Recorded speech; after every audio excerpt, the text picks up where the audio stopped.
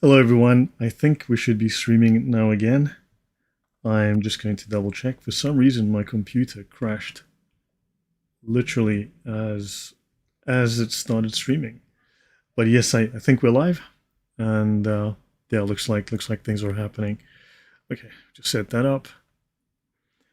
My apologies. My system crashed right as I started streaming. Very unusual. Is my audio coming through correctly? Hello again, Eva, Sister in Christ, Michael. As someone said, it was the best 12 seconds of their life. Yeah, Dark Knight, hello. Just Janice, Moon T, and an Arabic name I can't pronounce. Sister in Christ, Joel Thomas, welcome. YY, Time Phaser, Villainous, hey, welcome.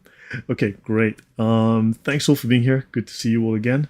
Last night I did part one of Was Jesus Married?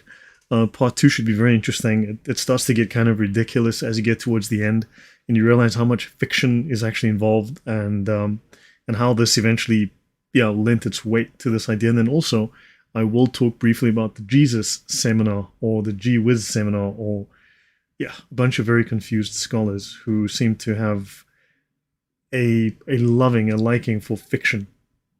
So yeah, PJ, welcome. Janet Lynn, Ben Yosef, welcome. And okay, let's get started. Let me just jump back in here into Darwin. This is where I ended last week. Right, we were discussing Carl Pagan and the birth of Carl Paganism, and I mentioned this materialistic Gnosticism, which is kind of what atheism seems to lend itself to. Okay, but let's start on the last slide that I finished on, and we'll just move forward with Darwinism. Arnold Nathaniel, welcome. Good to see you. Okay, so the inspiration for Lucretius's poem. Now, Lucretius is a pagan Greek or Roman scholar, that philosopher that atheists like to turn to, right, as a source of authority for them. And so his poem was a philosophical work, and the Art of Happiness So his poem was based on a work by Epicurus, also someone that atheists appeal to as a source of authority, right? So the universe is mindless, without a creator, purposeless and non-intelligent, colliding atoms with no cosmic source of direction. There is no end or purpose to existence. Life is ceaseless, mutation, creation, destruction, governed entirely by chance. Plants and animals evolved by trial and error. From random processes over a long time, all species emerged, animal and human. In some cases, that random process was unsuccessful, resulting in creatures not properly equipped to compete for resources or to create offspring, and which succumbed to extinction, in contradistinction to perfectly formed creatures able to adapt and reproduce. Nothing is a divine gift. The earth was not made for us. All human characteristics are imitations of lower animals. Humans are part of a material process which links them to inorganic matter, the animal world, and the stars in the sky. And sounds like Carl Paganism, right? Sagan the pagan. Yeah, exactly. It's crazy. Now, let's introduce you to something called atomism.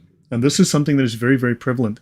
We did mention how this one author and poet identified that Darwin's ideas were contained in pagan poetry from like 500 BC, right? So Darwin didn't start by finding facts, by doing analysis, doing research, doing science, and then coming to a conclusion. This conclusion was already present. Darwin was trying to take this preconceived notion, this pagan idea of the world without God, and he was trying to take this preconceived view and then find evidence to support it. So he was doing science backwards. Whatever he was not being scientific. So what is atomism? Now, I will have another talk called Darwin and Democritus, because we need to go into much greater depth into the pagan Greek roots of Darwin's ideas and how these ideas go through time from like 2500 BC till today. So we will talk about that in the future. I've already got the notes ready for that, Darwin and Democritus. But briefly, atomism is the belief that matter is composed of tiny, indivisible building blocks called atoms. Now, in ancient times, philosophers like Democritus theorized that atoms floating in empty space somehow combined to form the entire universe and everything in it. So random atoms bumping into each other created these marvelous things we call life today. right? This belief system is inherently atheistic because there is no need to invoke God or the supernatural to explain the origin or workings of the physical world. Everything is purely deterministic. Everything is literally atoms bumping into each other. Matter and motion are sufficient, and they believe that they can say that from basic atoms we get complexity. Non-life can produce life. Understand? This is something, and non-life can produce consciousness. This is a major issue. Lloyd needs appreciation for his thumbnails. Thank you. I make my own thumbnails. So, anywho, yeah, this is where atheists get their ideas from. Understand, atheists are not being scientific. They're being pagan. They're not being original. They're not being unique. They're simply taking ideas that are old, pagan ideas, and saying, here you go. Here is science. This is not science. This is basically pagan witchcraft. President Reagan said, apparently, freedom prospers when religion is vibrant and the rule of law under God is acknowledged. Okay? So, I don't have much time for atheistic philosophies like atomism. But understand, we're going to see this is very true. Freedom prospers when religion is vibrant and the rule of law under God is acknowledged. When we follow moral commandments from God, because we are going to see how these ideas have created the worst atrocities known to humankind because of Darwin. So, atheists prefer Epicurean paganism, right? Human origins did not occur in paradise, but in a primitive battle for survival of the fittest, struggling to eat and to avoid being eaten. Wow, thank you, Eric Montes. Much appreciated. Thank you very kindly. Really appreciate the support. All right, thank you for the contribution. Unrealistic idea. OBS is having problems. Apparently, I may be having some internet issues. Okay, OBS is just reconnected. So, Darwin has this unrealistic idea that life is just a jungle of absolute violence. But this is not true. This is not how life operates, even in the jungle, right? And so this book here is Charles Darwin and the Problem of Creation, right? So there is no soul and no afterlife. Nobody should be concerned about death, since neither heaven nor hell awaits us. Religion is a fantasy that is both violent and cruel. James Tour has made a number of vids on why we have no clue as to how life came from non-life. Abiogenesis, yeah, correct. James Tour is giving these people headaches, right? Now, Neil Gillespie, he writes this book here, this one. Let me just go back. This is Neil Gillespie, Charles Darwin and the Problem of Creation. Neil Gillespie, Darwin's vision of a masterless and undesigned nature brought with it hints of ancient atomism and its attendant atheism. Ideas have consequences, ideas have a source. Now, atheists have complained that, oh, just because you're smearing Darwin and you're talking about his psychopathic nature, that doesn't mean that Darwin's ideas aren't fantastic and just smell like roses. Of course, they'll point out, yeah, this is evil and that is evil, therefore Christianity is evil. But if Darwin's an evil psychopathic maniac who wanted war and death, then their ideas are just awesome, all right? And of course, why don't they boast about the fact that Darwin used to love killing animals? Those little finches, apparently, when you read about the finches that Darwin speaks of, the beaks and so on, apparently he had hundreds, dozens, if not hundreds of these finches scattered in baskets, just thrown into baskets randomly because he liked killing them, it seems. He wasn't sorting them to try to discover something scientific about them. He seems to just like killing the birds. Okay, now, the reason there is so much theology in the origin is that theological issues were still live ones for Darwin, and more important, that special creation was a living and powerful idea amongst his professional colleagues. The idea of theistic evolution was a real idea at the time, and in fact, it was the mainstream idea. And this is very much, again, based on Thomas Aquinas' 5 ways, which was one of Thomas Aquinas' proof for the existence of God. So Darwin had to take a shot at Aquinas, and one that required Darwin to attack it with whatever weapons would be effective, including ridicule. Ridicule is a very effective weapon, and we need to use it right back at these idiots. Rusty says, atheists, all life, including our nature, is violent and cruel, and we embrace it. Author atheists, we hate religion because we think it makes life violent and cruel. Exactly, Rusty. That is the hypocrisy and stupidity of atheists. Because theological issues were important for Darwin himself, he attacked on a theological as well as a scientific front. Now, do note that Darwin's work is really an act of theological creation for atheists. It's the replacement creation. It's kind of a theology. So a shift in imagination was required, and this Darwin endeavored to effect. He wanted to destroy the church. He wanted to destroy the idea of theistic evolution, of creation. He was very much against that idea. Okay, let me just... Right. Now, Darwin worked to legitimize, quite literally, ancient paganism and ancient pagan poetry as science. I think we've covered that. I will do more of that as we go through the series. Now, bear to whale, man to woman. So let's look at a parallel within an idea here. Just so you know, this is a reference that Darwin was the guy who came up with the idea that one animal can change into another. There's basically no evidence for that, but Darwin had the idea, and he felt that because bears swim with their mouths open, and whales swim with their mouths open, that bears could turn into whales. That there's some kind of parallel there, which is just okay. Whatever. Thanks, Darwin. So Darwin said, okay, he wrote in the first edition of The Origin of Species on North American black bears, swimming for hours with widely open mouth, thus catching, like a whale, insects in the water. Even in so extreme a case as this, if the supply of insects were constant, and if better adapted competitors did not already exist in the country, I can see no difficulty in a race of bears being rendered by natural selection more and more aquatic in their structure and habits, with larger and larger mouths, till a creature was produced as monstrous as a whale. Yeah, and if I keep watching television on my phone, right, and I start wishing and looking at it as if it were, like a real movie screen, pretty soon this will turn into an IMAX screen. If I just use it like that and just keep showing bigger and bigger resolution movies.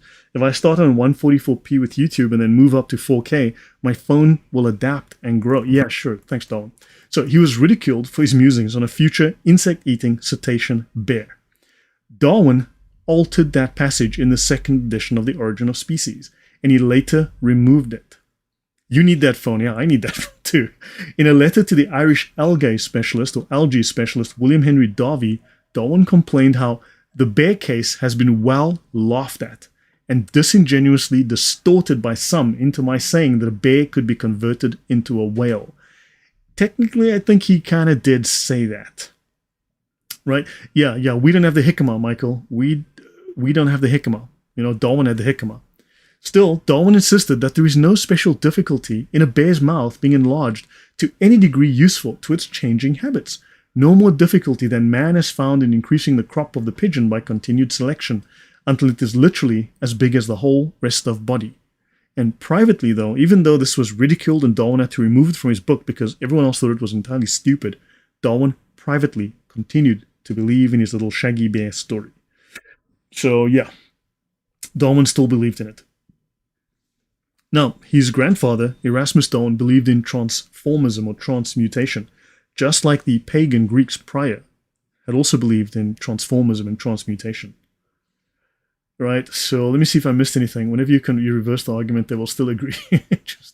Gregory of Nyssa wrote about pseudo-evolutionary development of mankind in his book on the making of man in the 4th century. This wasn't anything new for Christians. Interesting, yeah. Okay, let's continue. So, now, this is the Smithsonian Magazine, what Darwin did not know. Today, scientists marvel that the 19th century naturalists' grand vision of evolution is still key to life. And so it's key to life, but pretty soon they'll have to throw Darwin under the bus once we get to how people viewed Darwin and used his work, right? Now, let's have a look. Charles Darwin was 28 years old when in 1837 he scribbled in a notebook, "One species does change into another." Darwin did believe it. He did believe one species can change into another. Now, people do try to breed dogs, for instance. You can breed dogs all you like with chickens, you're not going to get a chicken because there's a limit to the adaptability of the genetics, right? But fine and well. And then eventually things just go back to the mean. So yeah, I never said that. I definitely didn't. Said Darwin. Correct. So he did say it. Now, E.O. Wilson, okay, Darwin focused on how one species was transformed by some force or other into another species through time. So E.O. Wilson tells us that Darwin said this, apparently. One species was transformed by some force, magic. There you go. Thanks, Darwin. That's basically some force, because the science will prove it one day. Well, one day the science will prove it. It's called the science of the gaps, apparently. Okay. Now, as you know, men can be transformed into women. Look at these beautiful women. I mean, you guys want to... I can try and contact them via social media, and we can try and arrange a date. I don't know if any of you guys are interested. I mean, what do you guys think? Right? So we can transform or transmutate. No, no, no. I wish this guy needs to put some clothes on. Maybe just cover his face with a bag too while they're at it. Okay, so that's transformism, transmutation. Definitely pass. So, and Baphomet. Now, Baphomet here is also a little bit trans. Okay, notice this is the scientific word for these is boobies. Okay, Baphomet has boobies. This is Satan's staff right here. Okay, notice the same moon symbol here. Okay, and Baphomet is the old name for Muhammad, right? Okay, notice the same sort of setup going on here. And then, of course, you've got this transmutation, right? We can transform one thing into another, right? This can happen. So I thought it was shirk to show Muhammad's image. Well, I'm not a Muslim today, so we're showing Muhammad's image. Yeah, so understand now, maybe because we've lost touch with logos, because we've lost touch with non-contradictory logic, right? Because we've embraced this idea of change and so on, yeah, we've lost all touch with reality. So Darwin claimed you can change from one thing to another. Well, spiritually, they really believe they can. But anyway, hi from Ireland. I missed the start. Welcome. Yeah, that chick with the beard got owned by Matt Walsh. Matt Walsh, yeah. Does it say coexist on the left arm? I don't know. Okay, so now let's have a look at Linnaeus, okay? Christian Linnaeus. In 1882, Charles Darwin's remarks that he's two gods. So Darwin had two people he really looked up to and really respected, right? The botanist Linnaeus and zoologist Cuvier were mere schoolboys to old Aristotle. Oddly, he really liked Aristotle, but there were certain things he didn't take from Aristotle. But isn't it inconvenient that evolution takes millions of years? Not only can it be observed in nature, it can't be falsified. Complete scam, yeah. Janice Agabe, the slides, yeah, that is to me, let me see. No, things are looking very clear from my perspective here. Let me just double check the signal. But it could be the connection is weak on your side, or it could be YouTube is sending, but everything's looking clear here now. So YouTube does this. It happens with YouTube. Okay. So Carl Linnaeus. Okay, so these two people are important to him as well as Aristotle. Now, Carl Linnaeus, 1707 to 1778, he's the founder of what's called systematic botany. Father of taxonomy, right? He's the father of taxonomy. He's a Lutheran who believed in a balance of nature. Each species had its place. So he didn't see species shifting and changing from one type into another. Okay, bubblegum ice cream didn't become an anvil or a hammer, right? He saw this as a reflection of a divine plan and that species would neither change nor go extinct. And this is Linnaeus. Darwin respects Linnaeus as one of his two gods, but Linnaeus has ideas that are contradictory to Darwin. Later in his career, he observed the emergence of new species through hybridization. He viewed his work in taxonomy as a way to comprehend and appreciate the intricacies of God's creation. He used religious, so just restart your browser or just refresh the page. He used religious allusions in his scientific writings. He named certain species after biblical figures. For him, this was something that was well within the realm of God to do. And Linnaeus said, "The observer of nature sees with admiration that the whole world is full of the glory of God. God, infinite, omniscient, and omnipotent, woke me up and I was amazed. I've read some clues through his created things, in all of which is his will, even in the smallest things and the most minute. How much wisdom, what an inscrutable perfection." Erasmus Darwin used Linnaeus's classification system in the poem The Botanic Garden in 1789. So now you've got Darwin really respecting this guy who is a theistic evolutionist, if you want to call it that, or believes in creation, believes that God maintains creation. Very, very interesting. And he says here, "I have seen the eternal, infinite, omniscient, omnipotent God pass close by and are knelt prostrate in adoration." Yet Darwin wants to destroy God. Darwin wants to take away every aspect of God in creation. Cuvier, okay, the Museum of Paleontology, this is University of California, Berkeley. I've been on that campus, I think. California, Berkeley, yeah, I think I've been on the campus. Without a doubt, Georges Cuvier possessed one of the finest minds in history. This is from the University of California, Berkeley. Almost single-handedly, he founded vertebrate paleontology as a scientific discipline and created the comparative method of organismal biology, an incredibly powerful tool. It was Cuvier who firmly established the fact of the extinction of past life forms. He contributed an immense amount of research in vertebrate and invertebrate zoology and paleontology, and also wrote and lectured on the history of science. He originated the major classification of living things based on the nervous systems, vertebrata, articulata, mollusca, radiata, etc. And then he says, why has not anyone seen that fossils alone gave birth to a theory about the formation of the Earth? That without them, no one would have ever dreamed that there were successive epochs in the formation of the globe.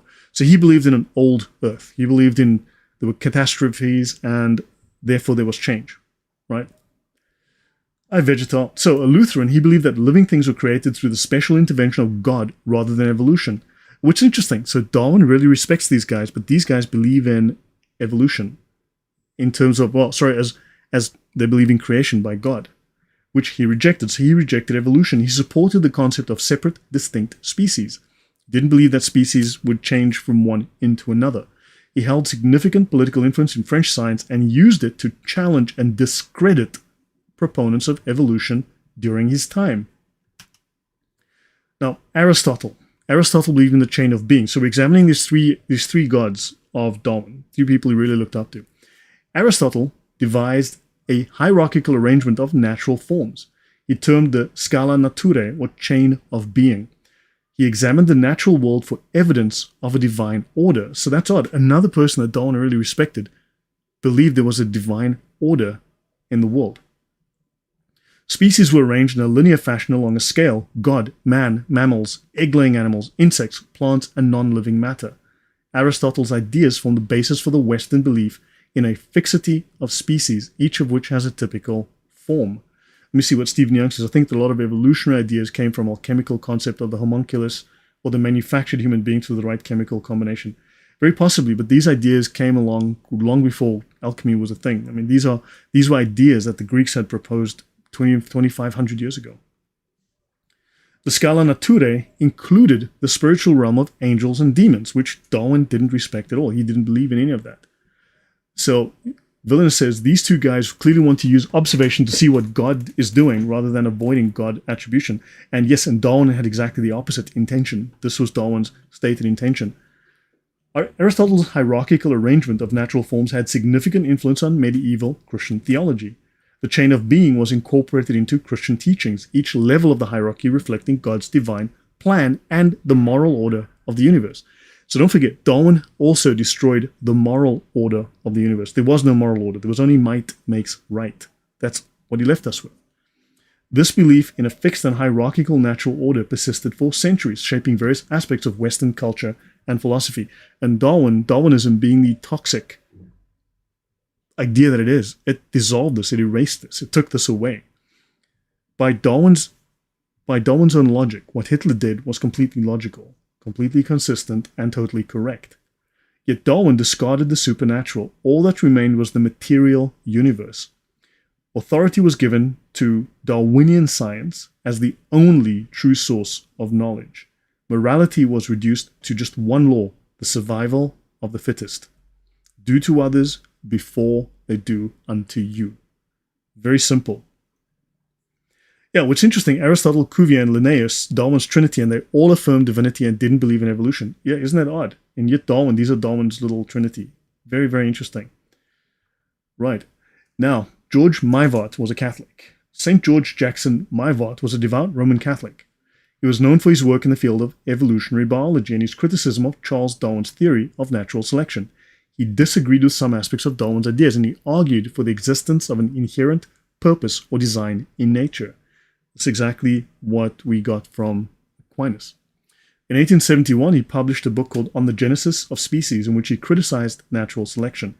He argued that natural selection could not produce structures as complex as the vertebrate eye, because the beginning stages of the structure would serve no purpose until all of its components were present. I believe today we call this irreducible complexity. You can't take one, you need a certain level of complexity to begin with, and all of these parts have to be present at the same time, functional at the same time. So there's a limited amount that you can reduce something to, and after that, it's just broken. It needs to be this limited, irreducible complexity.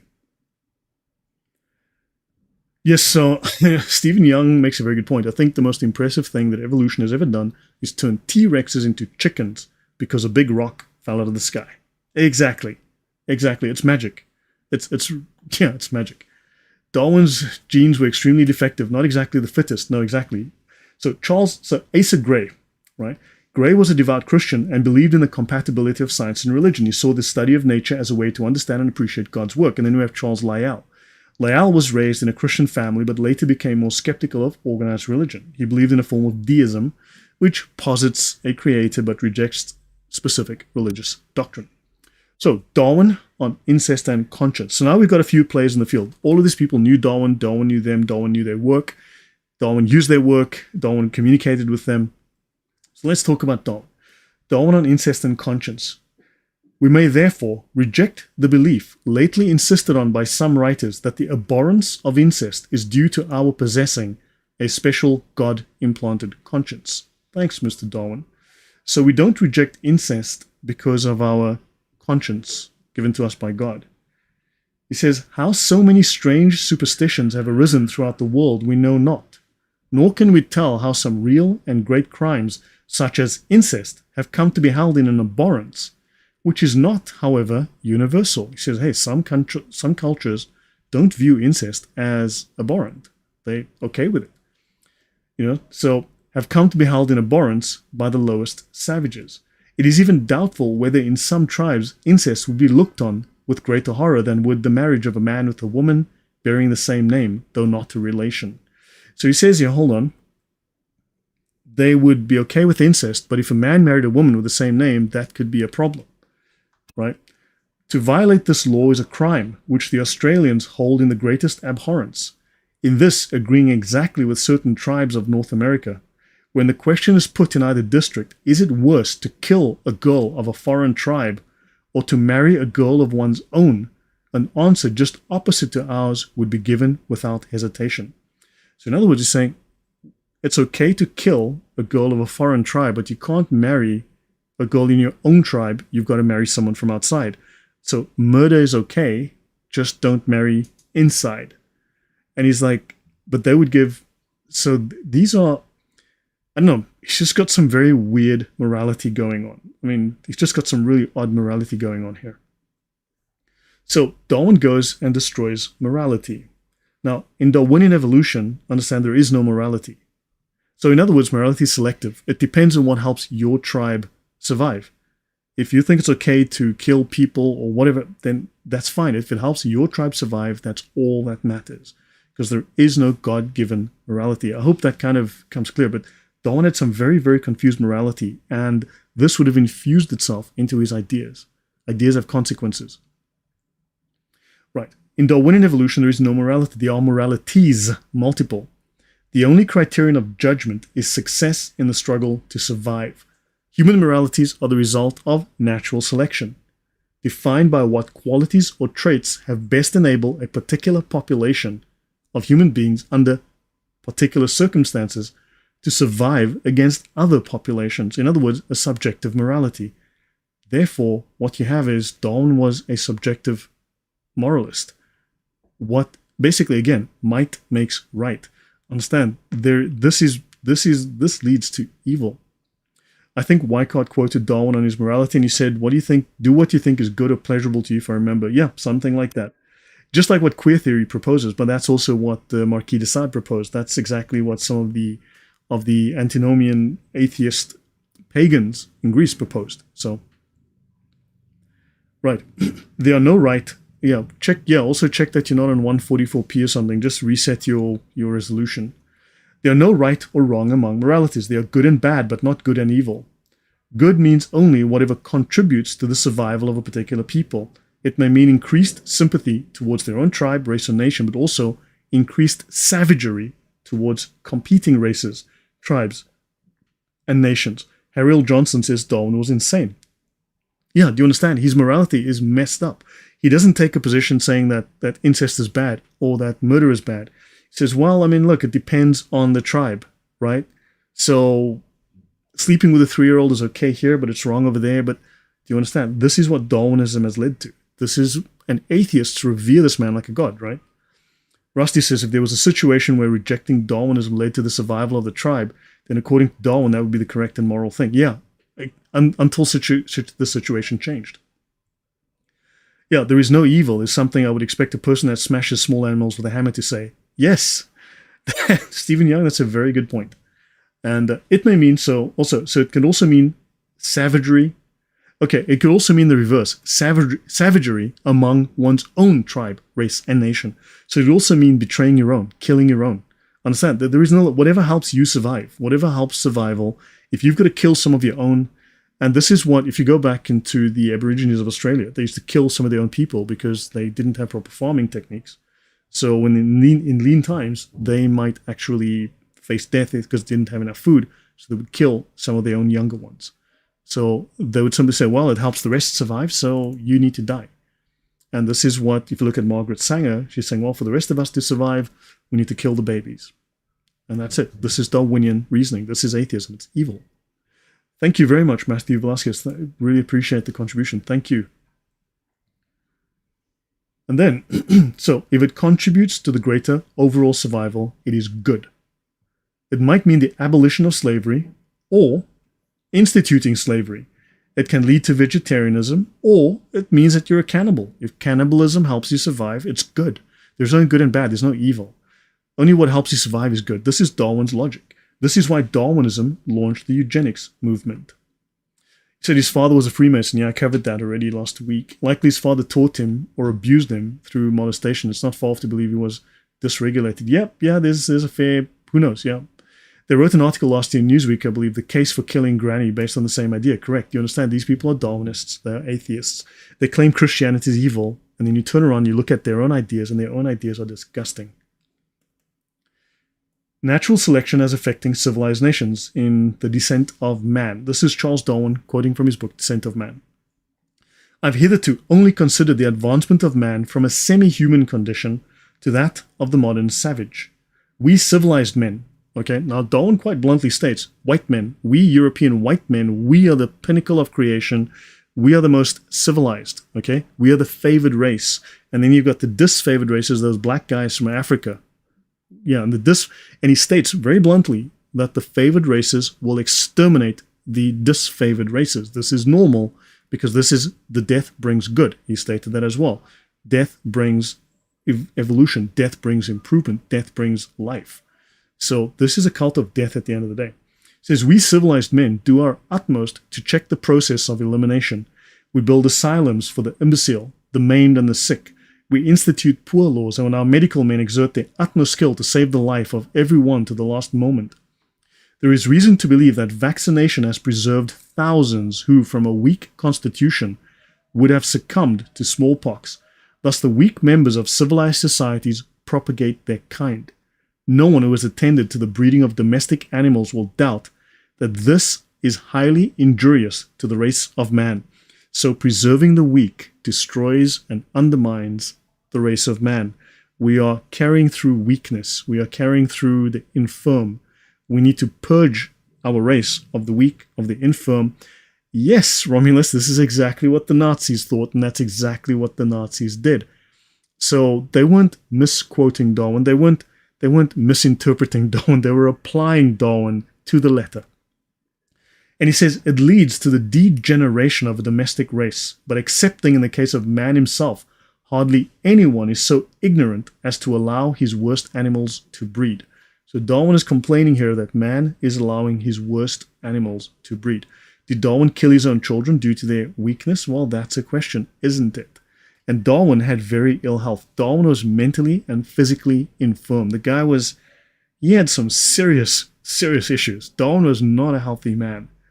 Darwin caused World War II. Darwin also caused World War I and the first genocide of the 19th century. Well, we'll look into all of that. So this is Darwin. Now, people love to claim that Darwin was Christian. Okay, Darwin was becoming an Anglican priest. We discussed that already. Darwin spent 4 years at seminary getting drunk, right, and shooting everything he could find. This is the letter itself here. Okay, that's the letter in his own handwriting. And this is I'm going to read it from Darwin, Letter Reveals. I do not believe in the Bible. So Darwin's letter is a reply to a young barrister named Francis McDermott, who wrote on November 23, 1880, with a very unusual request. If I am to have pleasure in reading your books, I must feel that at the end I shall not have lost my faith in the New Testament. My reason in writing is therefore to ask you to give me a yes or no. Do you believe in the New Testament? Hi, Rose. Yeah, and Arika Wall. Yeah, delusion. Yeah, a hypocrite of the highest order. Yes, Joel. And he says, do you believe in the New Testament? And he says he wouldn't publish the answer. Darwin responds the next day, right? He was to the point and left no doubt about his beliefs. He said, dear sir, I am sorry to have to inform you that I do not believe in the Bible, right? I do not believe in the Bible as a divine revelation, and therefore not in Jesus Christ as the Son of God, yours faithfully. Now, it's really odd. Now, I have multiple of these quotes, which I'm going to intersperse through this presentation. I won't do them all at once. But Darwin has stated he lost his faith. He became an atheist. His wife said he's not going to go to heaven with her. And his cousin that he was sleeping with told him as well, said the same thing. So there's been multiple of these quotes by Darwin where he's not a Christian. He was anti-Christian. McDermott promised not to publish it and kept his word. The letter was unknown for 100 years. And Darwin says here, Darwin wrote to the prominent atheist Edward Aveling. Now, Edward Aveling, if I recall, was having some relationship with Darwin's daughter, and Aveling is the cousin of Karl Marx or something like that. I'll get to it in the end. It has been always my object to avoid writing on religion, and I have confined myself to science. So Darwin avoided writing about it because at the time, with the social structure of the day, he didn't want to upset people by attacking or having them feel as if their religion was being attacked. So, now the Wiley Online Library, Centaurus, an international journal of the history of science and its cultural aspects. The Annie hypothesis. Did the death of his daughter cause Darwin to give up Christianity?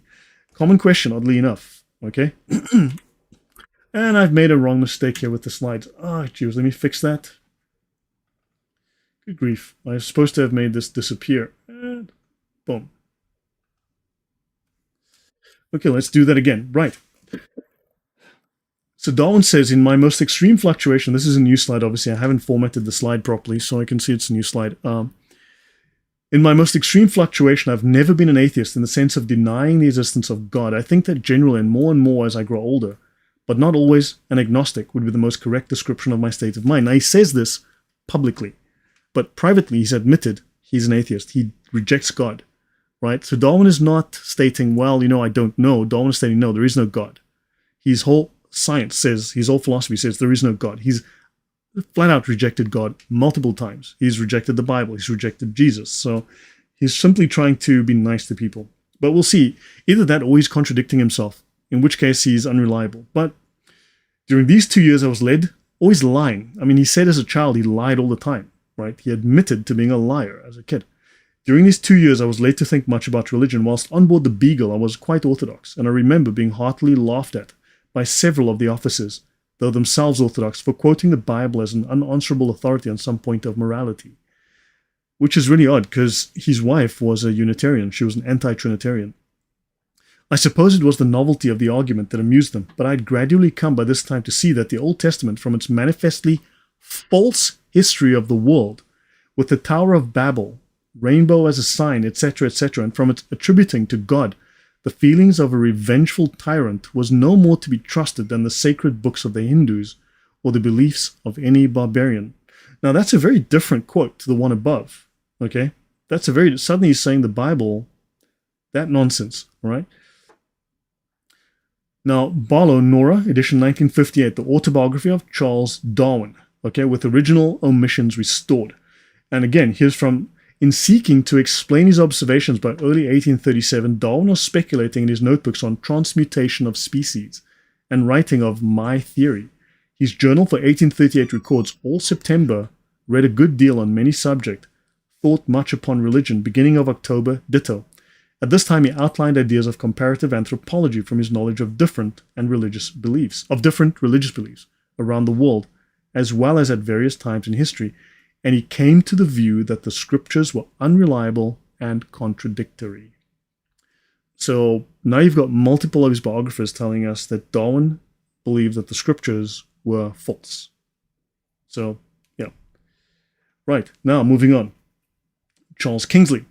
Darwin used people like the Reverend Charles Kingsley as shields against the charge of atheism. He used Kingsley's affirmation that in reading Darwin he learned that natural selection allowed for a nobler conception of the deity, one who created primal forms capable of self-development. It is not whether Kingsley's assessment of the possibilities of theistic evolution were defensible, but that Darwin himself, even though he thought it was nonsense, was willing to use. Remember, if I recall, we discussed Kingsley previously, where Kingsley said, look, this is atheistic. If you believe this stuff, you're an atheist, right? But Darwin utilized, or was that could have been a different guy. But anyway, no. Sorry, my bad. My mistake. That was someone reacting to Erasmus Darwin. Kingsley, he was using Kingsley. Just like he admitted to being a deist or an agnostic, but he was actually an atheist, he wasn't honest about his atheistic leanings. So Darwin was himself, even though he thought it was nonsense, was willing to use it as yet another sop for those who didn't understand his denial of God. Let me just fix this slide.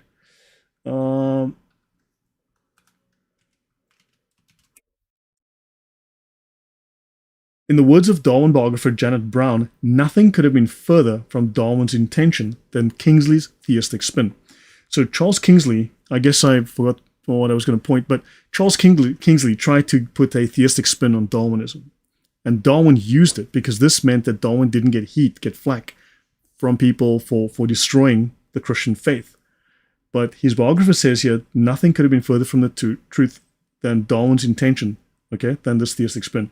Natural selection was a phenomenon that could never be governed or set into motion by a creator, as Darwin himself wrote, as we showed last week. Wow. Another great video, Lloyd. Also watch on the other side. Thank you very much. Yes, on the other side. Starts with an R, right? Yeah. So basically, Darwin had stated bluntly that if a God was required for creation, he would never allow God into his theory, right? He would throw away his theory if it required a God for creation, for the development of man. So he rejected very outright. We discussed that last week. Natural selection was a phenomenon that could never be governed or set into motion by a creator. Kingsley had misunderstood that the main point of Darwin's book was to remove the creator from nature. So you may come across that people are trying to use quotes from Kingsley who misunderstood Darwin, and Darwin allowed him to misrepresent his own findings. Right, so Darwin allowed Kingsley to misrepresent him because it kept people quiet. And thanks again, Sheikh Beati, much appreciated. Kimberly Giovanelli says, Satan has always wanted to be God. Yes. Satan cannot create anything. Yes, he turns it upside down. What's the other side? Starts with an R and sounds like Bumble. Yeah. I see this in Carl Sagan as well. Give us one miracle and we'll explain the rest. Exactly. Typical atheist thing. Yeah. Right, now, Lyell, Wallace, and Gray, to come back to some of these guys, Lyell, Wallace, and Gray, and there's Darwin. That Darwin would not let the divine foot in the door is illustrated by his constant battle with his friends, the evolutionists Charles Lyell, Alfred Russel Wallace, and Asa Gray. Though they were on his side, they were supportive of his work. They argued that man's moral and intellectual abilities could not be explained by natural selection. Natural selection could not create our moral and intellectual abilities. How do we explain consciousness and morality? Atheism still struggles with that today. It still has to make up a whole bunch of nonsense. And of course, Darwin just threw all of that baby out with the bathwater. This upset Darwin. To prove them wrong, he wrote the book Descent of Man, where he argued that not only man's moral and intellectual capacities are brought about by natural selection, but even religion itself. Yeah, anything but God is the number one rule. Exactly, Stephen Young. That is really the whole enterprise. It's an anti-Christian enterprise. Darwin wasn't doing science. He was trying to kill God. Simple. This was Darwin's final word on God. Now, the Devil's Disciple. Now let's look at a man called T.H. Huxley. Huxley, from Devil's Disciple to Evolution's High Priest. Very interesting, because he played devil's advocate. A very interesting choice of words here. Evolution's high priest. A priest. Okay, that's odd. I thought he's just a scientist. So Rose says, yes, this is the modern scientific demeanor, to eliminate God from the equation. I see this everywhere, especially in climate science. Yeah, that's not even science, right? Now, let's continue. The author co-authored Darwin with James Moore. Huxley was one of the founders of the skeptical scientific 20th century. He called himself Darwin's bulldog, right? Primarily, now the author of Darwin's Bulldog, this is something Desmond, I think it's Adrian Desmond, right? Who co-authored the book Darwin with James Moore, which is another biography of Darwin. Now, Darwin's Bulldog, primarily known as a popularizer of Darwin's theory and also for his war with theology. So T.H. Huxley was Darwin's Bulldog. He fought in debates. He was outspoken. The man was constantly on the fight against theists, right? To push Darwinism. And he hated religion. So he constantly pushed Darwinism. He was constantly pushing Darwinism, but we'll find out the man was a complete hypocrite in a moment. He was a scientist. He published hundreds of scientific papers. Because evolution was so intertwined with the question of belief, of morals, and of ethics, and Huxley was the foremost defender of Darwin's ideas in the English-speaking world, he was at the center of the discussions as Victorians of the day struggled with trying to reconcile the growing gulf between science and faith. Darwin was obviously taking an axe to science and faith and separating the two, separating science from faith, saying that we don't need a moral, sort of ethical domain to science. We can just do what we like. The danger of intellectualism, yep, the smartest guys in the room. The functional architect of nature, right? So the functional architecture of nature developing through trial and error was not, he argued, God's handwriting.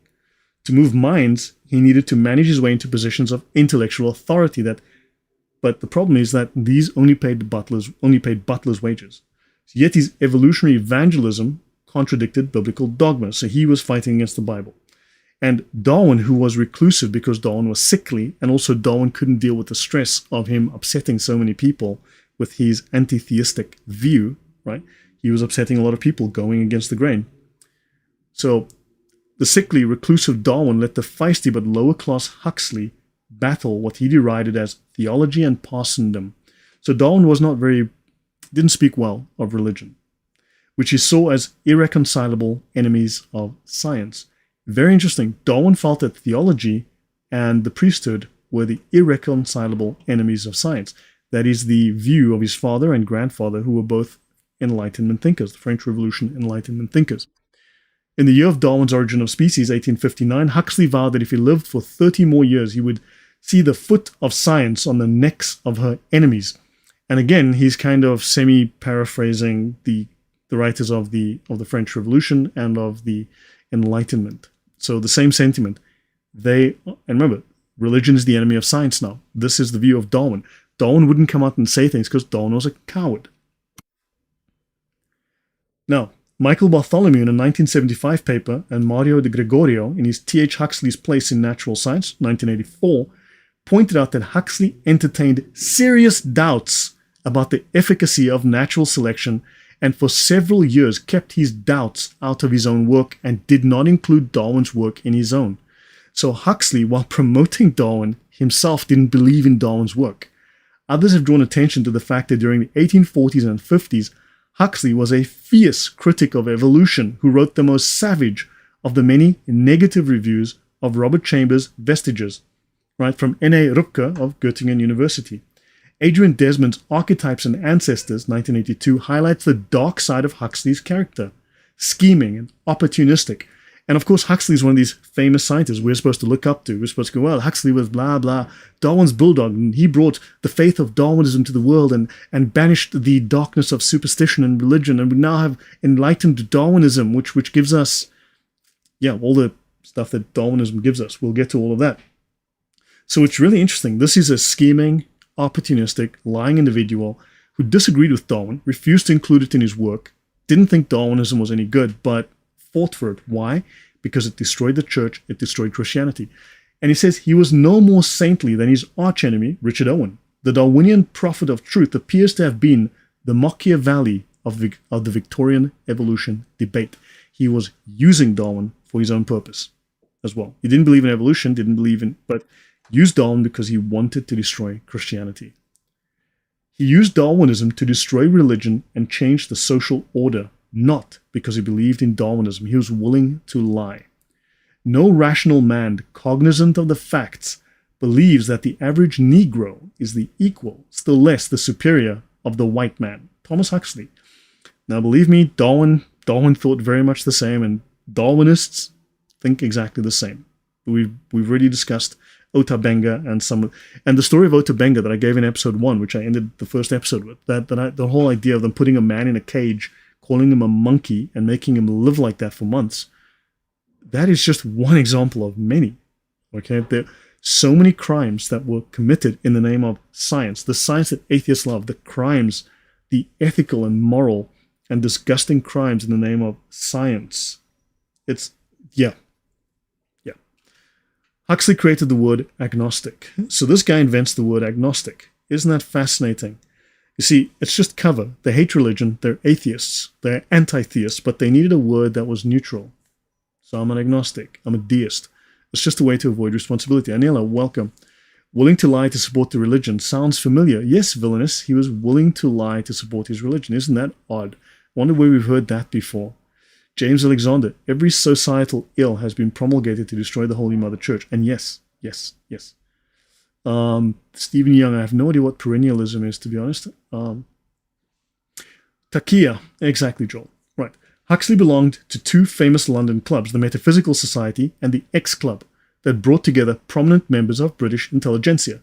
He felt he did not belong because most of his colleagues in the Metaphysical Society were ists of one sort or another. I, the man without a rag of a label to cover himself with, could not fail to have uneasy feelings. Apparently, poor guy, right? Welcome, Anela. Thank you for being here. And we have Cesar Gonzalez. I know my comment has nothing to do with the current subject, but when you have a chance, do you think you could do a show on the Knights Templar? Man, when I have time to get around to it. I have spoken about them at length in other shows. Look, good guys gone bad, right? Simple. Of course, the Vatican has published a lengthy, I think it's like a 2,000 page or 5,000 page book on the Inquisition into the Templars, and you can buy it, I think, for 7,500 euros. So if you've got like $8,500 lying around, you can buy a copy of it, and you can study it, and you can learn a bit more about what the Catholic Church has to say about the Templars at the end. So I don't have that kind of money lying around. So The Perennial Philosophy was a book by Aldous Huxley, I think, the wrong guy. Perennialism is the idea that all religions point to the same thing. Aha, yeah. No, the Huxley family is full of nonsense. Yeah, full of poop. Right. So I took thought and invented what I conceived to be the appropriate title of agnostic. See, so this Huxley guy, being a complete liar and self-aggrandizing philosopher who just did something for his own benefit, invented the word agnostic. It came into my head as suggestively antithetic to the Gnostic of church history, who professed to know so much about the very things of which I was ignorant, and I took the earliest opportunity of parading it at our society to show that I too had a tail like the other foxes. Science and the Christian Tradition, 1889, page 239. Huxley coined the word agnostic in 1869. Journal entries and correspondence indicate he had been thinking along such lines since the 1840s. Now, here's the thing, the man's a hypocrite. Clearly he's not agnostic. He hated religion. He was willing to do anything to destroy religion, but he didn't want to carry the label of anti-Christian. He didn't want to carry the label of being anti-theistic. But he was, very much. Religion belonged to the realm of feeling, while theology, which is dogma, like science, belonged to the realm of the intellect.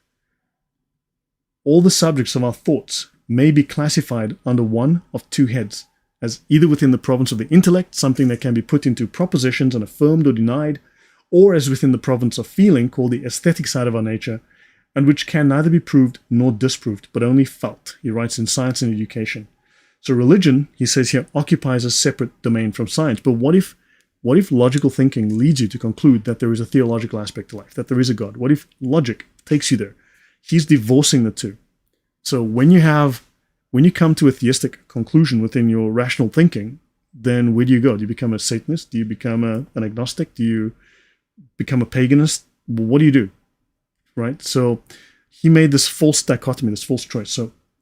But theology made empirical claims about the nature of the world, just as science did. Therefore, theological claims must be subject to the same standards of proof as scientific ones. The problem is that they are different domains, in the sense that the one is physical, the one is metaphysical.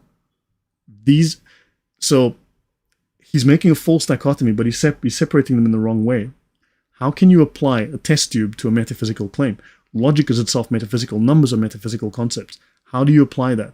So science itself cannot even prove that that should reject numbers. It must reject logic. He was far more interested in attacking the dogma rather than developing the feeling, according to Barton. To him, science was at war with theology. Huxley asserted, now this is not an agnostic. An agnostic, well, I don't know.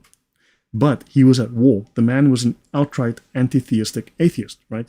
He hated religion, so he's not an agnostic, he's a liar. To him, science was at war with theology. He associated theology with unquestioned authority, a virtue under the alias of faith, but totally contrary to the practice of the scientific method. Well, science has proven, for instance, that cigarettes improve your blood pressure, raise your heart rate, and are just like having exercise, right? That was tobacco science, literally back in the day. Science has proven that men can be pregnant. Science has proven a lot of things that, turned out not to be so good. But science is true. And of course, so Julian Huxley, grandson of T. Huxley, grandson of Thomas Huxley, so Julian was probably the leading evolutionist of the 20th century. He became the first Director General of UNESCO, later selected as keynote speaker at the famous Darwin Centennial at the University of Chicago in 1959. He was the first head of the biology department at Rice University. And Julian Huxley had significant mental problems. Kenneth Waters sets out a clear chronology of Huxley's life from his birth to an abortive engagement that landed him in a sanatorium. Cuckoo! Huxley had 2 sons and a second nervous breakdown. This one caused apparently by his feelings of inadequacy as a teacher. A third nervous breakdown did not keep him from becoming the first Director General of UNESCO. He had 3 more nervous breakdowns. Huxley was an outspoken atheist, a humanist, a racist, as well as a strong political leftist. Of course, the Pope is bad, therefore Christianity is bad. These guys they just walk on water, as you can tell. None of them are bat poop insane. And we're supposed to look up to these people as, well, these guys are scientists, as if your morality doesn't affect your decisions, as if a poisoned tree doesn't produce poisoned fruit. Thomas Malthus, Malthusianism. In October 1838, 15 months after I'd begun my systematic inquiry, I happened to read for amusement Malthus on population, and being well prepared to appreciate the struggle for existence which everywhere goes on from long continued observation. Notice he's talking about the struggle for existence. Animals don't... which goes on from long continued observation of the habits of animals and plants. It had once struck me that under these circumstances, favorable variations would tend to be preserved, and unfavorable ones would be destroyed. The result of this would be the formation of a new species. Hold on, not quite a new species, that's an adaptation, but here then I'd at last got a theory by which to work. But I was so anxious to avoid prejudice that I determined not for some time to write even the briefest sketch of it. In June 1842, I first allowed myself the satisfaction of writing a very brief abstract of my theory in pencil. So Darwin had based his ideas on Malthusianism, on Malthus, Thomas Malthus. We spoke about Malthus in the very first episode. Malthus believed that population would grow indefinitely, resources would grow much slower, and then you'd have a population crisis. We'd have too many people, too little food, and millions would die. And he's been wrong ever since. All the Malthusians have always been wrong. But yet Darwin's ideas are Malthusian, so it's based on this particular fiction. So understand, Darwin's ideas are based on paganism. It's based on an anti-theistic foundation. It's based on poetry, and it's based on Malthus. It is all nonsense. It's all utter nonsense. But that's Darwin. Okay, Malthusian pessimism. So now, ideas have consequences in the world, right? You've got a crazy mind coming up with crazy ideas. Climate alarmists have the same idea, correct?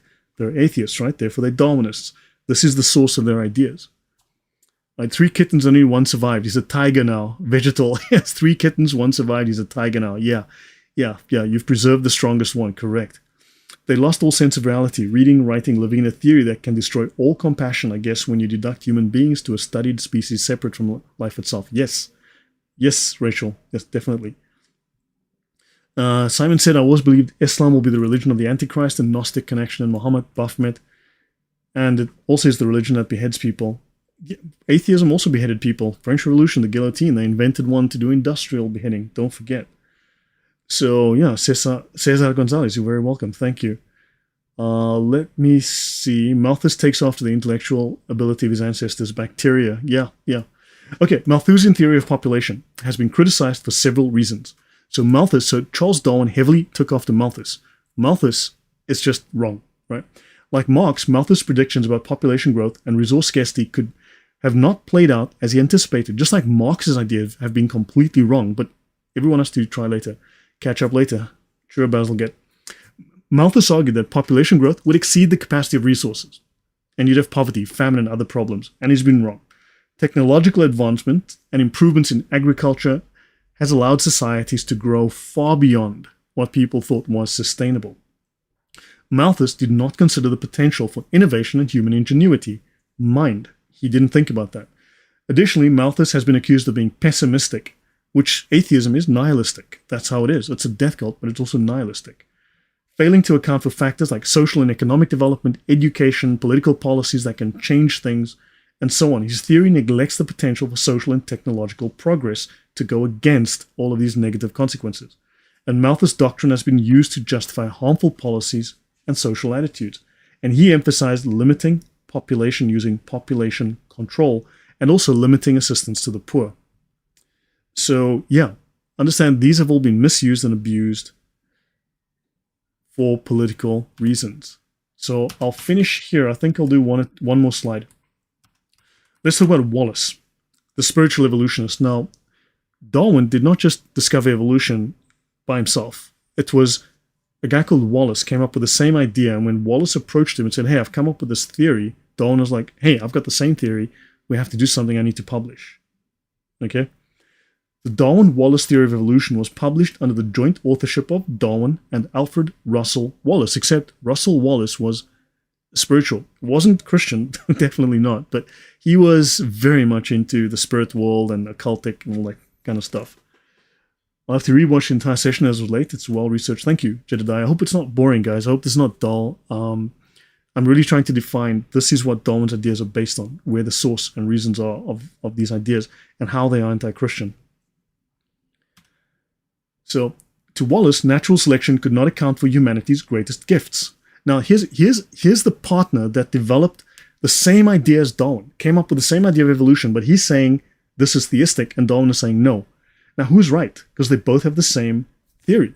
Who's right? They've got completely opposite, contradictory concepts of the world. Who's right? So he says here, natural selection could not account for humanity's greatest gifts, the artistic, musical, and mathematical talent that are the products of the eternal soul. Development of the human spirit, according to Wallace, was the reason for the universe. The universe was designed to develop man till he could develop beautiful things. So they hate God because they want to be God, Marcy Lynn says. Obviously, Darwin wins out. Yeah, maybe not in the end, villainous. Maybe not in the end. So Darwin was disappointed when Wallace published his views on the supernatural in 1869, and he wrote to Wallace saying, I differ grievously from you. I can see no necessity for calling in an additional and proximate cause, the supernatural element, meaning God as a creator, in regard to man. Understand, here's another evidence. Darwin was not an agnostic. Darwin wanted to abolish God completely from creation. I hope you have not too completely murdered your and my child. So Darwin acknowledges evolution, this idea, is both of theirs, but he's saying that putting God into it will destroy it. Darwin had a different agenda. Darwin wasn't looking to prove evolution as viable, which may well be because so many scientists believed it. So theistic evolution could well be a real thing, but Darwin wanted to destroy God. The agenda was kill God. That was it. Destroy the church. Wallace had other interests. He championed socialism, the guy was nuts, and women's rights, like Margaret Sanger, land nationalization, socialism, and spiritualism. Complete the occult, French Revolution, Looney Tunes, right there. Atheists ignore Wallace. Now that's odd. Atheists ignore Wallace. We don't know about Wallace. We don't talk about Wallace. Wallace believed the same thing that Darwin did, except God was involved. And here Darwin's believes the same thing as Wallace, but nah, God doesn't exist. So why do atheists ignore Wallace? If Wallace had published without writing to Darwin to discuss the idea, evolution would be very different today. Wallace saw no contradiction between the world of spirit and the world of evolution, as did a number of other scientists of the day. But atheists want no God. Right? You've got a cult here that wants no God, and therefore they had to go with the Darwinian idea. Wallace was a leader of the revival of spiritualism in England. He defended the pagan belief that people could communicate with spirit beings. Ooh, okay, whatever, I mean, sure. Wallace's discovery of natural selection was very strange. During a 2-hour fit, the method of species modification became clear to him. Who knows? He could have been on drugs. We don't know. Okay, might well have been. Something happened. He had a fever. Okay, maybe he was on drugs. Who knows? Right. So the method of species modification became clear to him, after which he thought out the main points of the theory. With no scientific education or much contact with scientists, he invented the entire evolutionary scenario in 2 hours. Darwin had sat on this thing for 20 years. Darwin had been working on it for 20 years within England's esteemed scientific community and had not finished. This guy, a Ouija board enthusiast, yeah, exactly. Epileptic? Who knows? On cocainium? Yep. Science historian Lauren Isley noted, a man pursuing birds of paradise in a remote jungle did not yet know that he had forced the world's most reluctant author, that is Darwin, to disgorge his hoarded volume, or that the whole of Western thought was about to be swung into a new channel because a man in a fever had felt a moment of strange radiance. So this guy had a vision, and boom, okay? So this guy had a vision, and boom, next thing you know, we've got this theory. And he writes to Darwin, and Darwin goes, that's the same theory I have, I need to publish. Okay, I'll stop here with Carl Jung and a guy called Sick Man Freud.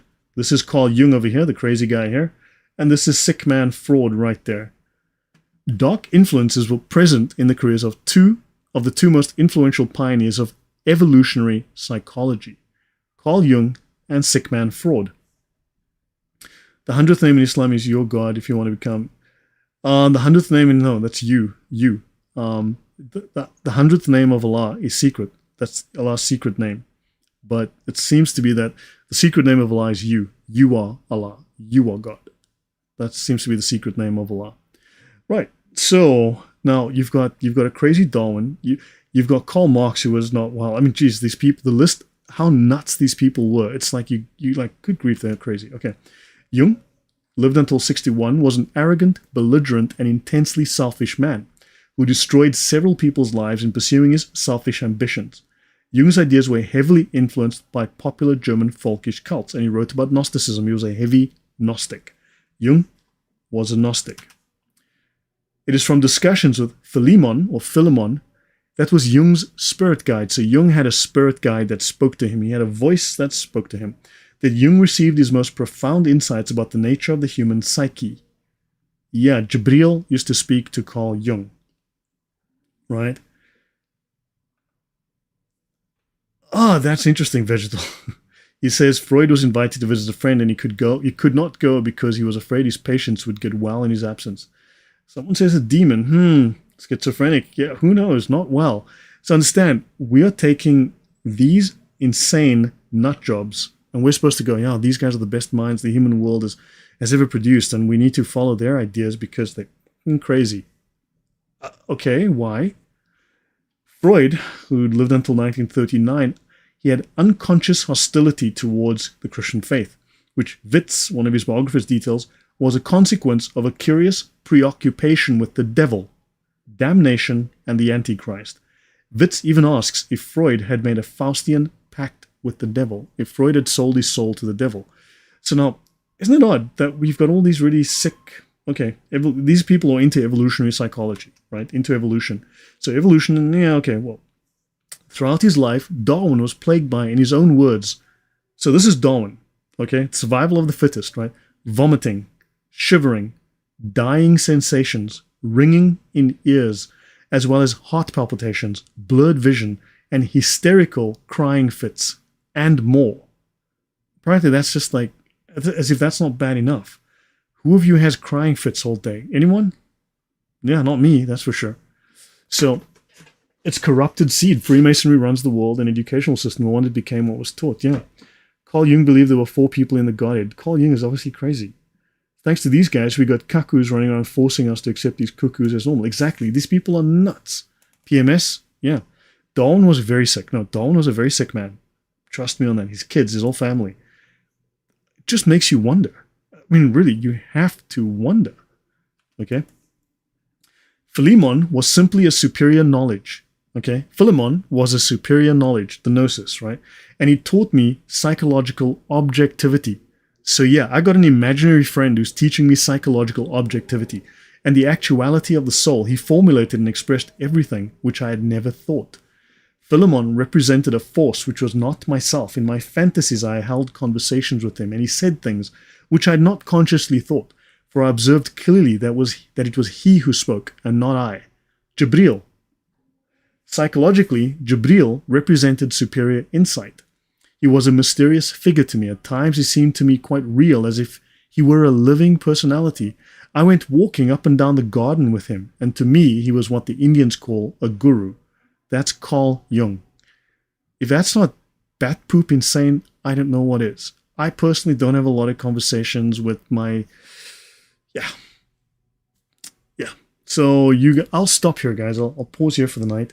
We're about halfway through the slides. So I'll pause here. I don't know. What do you think of this? What do you make of this? Yeah.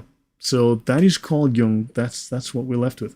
So I hope you've learned something helpful and useful, and understand that these... They don't want us to look at the psychological makeup, the morals, the ideas of these supposedly great minds of the 20th century, because they are teaching, they are promoting ideas that are utterly insane. They themselves are not healthy minds. These are unhealthy people promoting an unhealthy idea from another unhealthy mind that is designed to undermine morality and destroy society. Schizophrenic or possessed. Yeah. So let me see. Don... There's no evidence, there's no direct evidence that Darwin himself was a Freemason. Several members of his family certainly were. Yes, this is documented. But Darwin himself, you can say he was. We don't have evidence he was or wasn't. You can't confirm it either way. I mean, considering that so many people in his family or circle were involved, sure, you can infer that perhaps he was. But that said, we can't, there's no way to definitively prove that. You also can't disprove it. It's likely. Jordan Peterson loves Jung. No wonder he refuses to be Christian, because Jung is, yeah. Same with Martin Luther King. His father and grandfather were Masons, but he was not. Yeah, but the thing is, you can't say that those ideas didn't influence you, right? If you're in that environment, those ideas are going to influence you. You're going to come up with crazy ideas influenced by that environment. So atheists have their own worldview, and this influences their ideas. That's why all these atheists think abortion's just fine, or murdering babies well after birth is okay. So Darwin has photos making the hidden hand sign. Only Freemasons says, okay, cool. Yeah, I believe we all know that imaginary friend that he's whispering in his ear. Yes, horse, I agree. Why are all of them satanic? Now, how come Isa? That is a really good question. Why are all of them satanic? Because that's where my brain was going. David Sand says, all of these guys want to rise above their humanity but refuse to walk towards heaven. Makes sense why their head is hell. Yeah. You got to wonder about this. Nietzsche and the Übermensch. Yeah, Nietzsche was insane as well. Nietzsche was bat poop insane himself. So think about it. There's a consistent pattern here. Why are we supposed to follow guys who belong in insane asylums? Utterly insane men. Incest is practiced by generational satanic families. Perhaps Darwin came from such a family. Well, his whole family, I mean, they had like 60, they mentioned something like 60, there was like, incestuous marriage was the norm in Darwin's family. It was the norm. That was how they got married. Murdering babies is okay, but the thing is, you saw Margaret Sanger was talking about killing babies after birth, right? Well after they're born. Yeah. So yeah, atheist means anti-God, not anti-spirits. Yeah, well, they seem very open. Look at the French Revolution. That was the real birth of modern atheism. Atheism finally come to power, fully genocidal, but utterly irrational, because they immediately started adopting these pagan Gnostic cults. They immediately became cultish, and they were heavily steeped in Freemasonry. The French Revolution was atheistic to the core, atheism or die, but highly Freemasonic, highly occultic cults of these pagan deities. So yeah, so guys, I should stop here. Hopefully you've learned something. Hopefully it's been interesting. And check my recent community post. I would like to start making all my presentations available. So I'll start doing, I've got a plan for doing that. Check the community posts on that. And if someone knows how to do Wix websites, I have a domain, I have a Wix account, and I'm thinking to start making, someone can help me set up a site on Wix, that would be great, because then I can start making articles and posting articles and doing things that could help you guys with your own polemics, dealing with some of these issues. But thank you guys. Thanks again. Appreciate all the support. Appreciate all the feedback and the comments. And leave your thoughts in the chat below. And I will try and do one more talk this week. Oh, I'm going to be on with Sam this week, and I will be on with Kennedy, Kennedy Hall as well this week. So Wednesday or Thursday, I've got 2 more live shows on 2 different channels. And I'll try and do one more as well, though. Probably try and finish the Was Jesus Married? I'll try and do that. So let's see how it goes, because next week I will not be available for a week. From Friday to Friday, I will not be available. So guys, thank you very much, and we'll see you soon. Great to have you here. Good night. God bless.